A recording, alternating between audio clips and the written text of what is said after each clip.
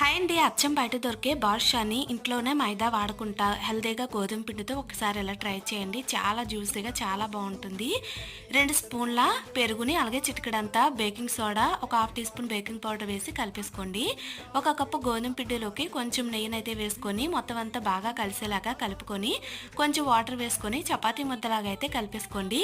మూత పెట్టి ఒక 15 నిమిషాలు పక్కనైతే పెట్టుకోండి. ఈలోపు పాకం కోసం ఏ కప్పుతో పిండిని తీసుకున్నామో అదే కప్పుతో ఒక కప్పు పంచదార, కొంచెం ఒక కప్పు వాటర్ వేసుకొని 2 ఇలాచీలను వేసి పాకాన్ని అయితే ప్రిపేర్ చేసుకొని ఇంకొక సైడ్ బాదుషాని అయితే ప్రిపేర్ చేసుకుంటున్నానండి. ఇలా ప్రిపేర్ చేసుకునే లోపు మనకి పాకం అయితే రెడీ అయిపోయింది. తీగ పాకం వచ్చిన తర్వాత కొంచెం నిమ్మరసం వేసి పక్కన పెట్టండి. మీడియంలో ఆయిల్ అయితే వేడి చేసుకొని ఇలా పైకి వచ్చేంత వరకు వేగించుకొని తీసుకోండి.